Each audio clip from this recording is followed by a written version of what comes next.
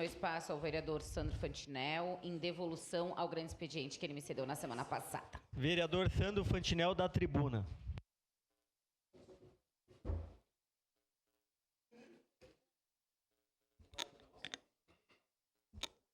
Senhor presidente, nobres colegas, cidadãos que nos acompanham de casa.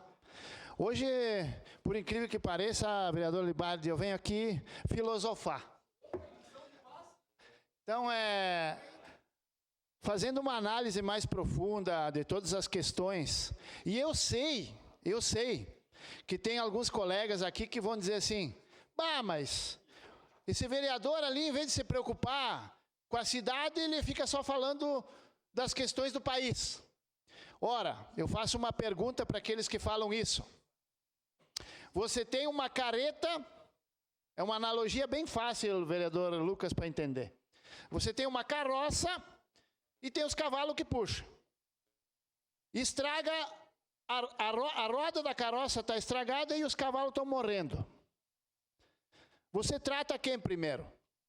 A roda ou os cavalos? Se você trocar a roda e os cavalos morrer, você vai puxar você a carroça. Ou ela vai ficar parada. Então, com todo o respeito e toda a vênia e todo o amor que eu tenho por Caxias do Sul, a situação que o nosso país passa hoje é como a carroça com os cavalos. Quem é os cavalos? Os cavalos é o país, é o governo. A roda é a nossa cidade. Então, nós não podemos falar só de uma coisa e deixar passar a outra. Porque uma depende da outra, para que funcione. Então eu queria dizer para vocês que eu gosto muito de vez em quando, porque eu não sou muito de ler, mas quando eu vou ler, eu gosto de ler aquilo que me agrada, vereador Libardi. E eu gosto muito dos textos de Platão. E Platão, há 2.400 anos atrás, vereador D'Ambrosio, ele disse o seguinte, a democracia nunca seleciona o melhor líder, ela sempre seleciona o melhor mentiroso. E é por isso que toda democracia eventualmente fracassa. A democracia não recompensa a persuasão. O homem que compreende a realidade, perde para o homem que manipula a percepção. O honesto perde para o encantador. Todo mundo sabe, né, a história do encantador, né? Nós temos aqui no nosso país o encantador. O disciplinado perde para o teatral. Aquele que faz os teatrinhos, né? Ganha do disciplinado. E Platão dizia mais, que a penalidade mais pesada por você se recusar a governar é ser governado por alguém inferior. Isso não é um conselho moral, é uma lei de poder. Quando a competência se retira, a manipulação avança. E quando a verdade é cara, a mentira se torna eficiente. E quando a popularidade determina a autoridade, a enganação se torna estratégia. A democracia não entra em colapso de fora para dentro, ela se esvazia de dentro para fora.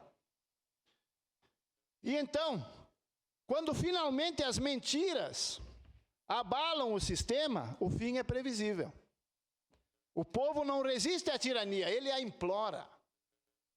E é por isso que povo culto cria democracias fortes e justas. Povo ignorante cria democracias frágeis que servem de embrião para grandes e perigosas ditaduras. Hoje, senhoras e senhores, por que da minha fala? Que é os comentários de todo o país. Os eleitos não têm voz. Aqueles que não têm nenhum voto nos governam. Isso em nenhuma democracia do mundo existe. Aqui existe. A igualdade nesse país, que a nossa Constituição prega, é totalmente inexistente. Não existe igualdade. E aqui, sim, só para dar um parecer, né, da questão da igualdade, porque são vários os termos. Tudo que o Peninha Mendonça falou da nossa região, nenhum processo, nenhum real de dano moral, nada. Tudo que o Felca disse há poucos dias, tem que largar uma bomba atômica e acabar com o sul do país. Aí o Brasil iria melhorar. Algum processo, vereadores, do Ministério Público sobre essa pessoa? Por xenofobia? Hã? Algum processo? Cadê o Ministério Público que processa a xenofobia? Cadê? Ah, mas eles são do outro lado. E o outro lado não é punível. Se pune só o lado que é nosso adversário. Aonde está a democracia? Ela está aqui, ó. Nas letras de um homem que escreveu há 2.400 anos atrás.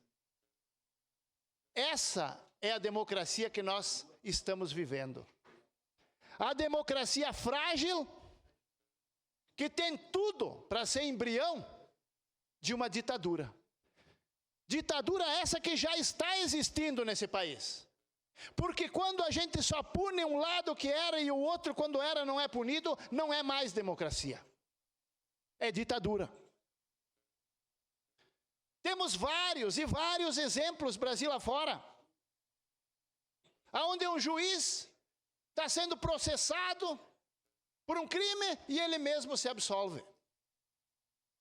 Isso só acontece nesse país.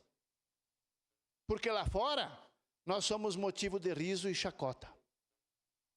Eu conversando com um coronel dos Carabinieri da Itália semana passada, por telefone, ele me disse que acompanhou essa matéria do juiz que se absolveu. Ele disse, vocês são terceiro mundo e logo, logo serão o quarto. Vocês são uma fazenda e não uma nação. Vocês têm muito que aprender com quem realmente sabe fazer democracia. E realmente nós temos que aprender muito. Uma parte. Mas as nossas escolhas, nesse ano e nessa eleição, acendem, não um farol, porque um farol seria querer muito, no sistema que nós vivemos hoje. Mas acende uma luzinha, um LED, uma lanterninha, um LED, de esperança, para que as coisas comecem a mudar. Nós temos essa esperança. E aqui, por mais que seja surpresa para os colegas ouvirem, eu não vou falar de direita, esquerda ou centro, vereador Valim. Mas que seja alguém realmente competente para representar um país rico, uma nação tão grande, com a possibilidade de se tornar um dia sim primeiro mundo. Mas um líder ou líderes que se preocupem com o seu povo e não com o seu próprio umbigo ou com o seu partido. São pessoas assim que nós precisamos eleger esse ano. E são pessoas assim que poderão acender, não o LED, a lanterna, para que os nossos filhos possam ter esperança amanhã ou depois. Eu vou trazer uma notícia aqui que eu vou tentar me segurar para não me emocionar, porque eu acho que quem é pai se emociona. O meu filho, senhoras e senhores, eu só tenho um. E chegou em casa e me disse, pai, é o seguinte, eu tomei uma decisão. Que decisão, filho? Eu já comprei a minha passagem e eu vou embora. Mas por quê, filho? Porque esse país não tem futuro. Esse país não me dá segurança.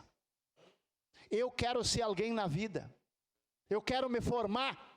Eu quero conquistar os meus sonhos. Eu quero ter o meu espaço e esse país não me oferece isso. Aliás, eu que estudo 24 horas por dia, não tenho oportunidade, mas aquele que não estuda tem todas. E por isso, pai, eu vou seguir o meu caminho. Eu nasci num país desenvolvido e é lá que eu quero morar. E dia 7 de julho, eu estou indo embora. Porque nós não temos um governo, porque nós temos um país corrompido, políticos ladrões. A escola sucateada, como bem falou aqui o vereador Lucas e o vereador Bortola. Que aprendizado nós estamos dando para os nossos filhos? Que futuro nós vamos ter? O meu está indo embora, mas junto com ele, quantos outros estão indo também? Empresas, jovens estudiosos, que buscam um futuro onde eles têm segurança. Isso dói no coração de um pai. E principalmente por esse pai ser um homem público. Dói mais ainda.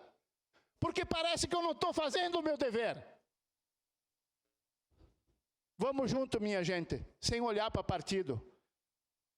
E vamos pensar em colocar pessoas que realmente possam dar esperança para esses jovens.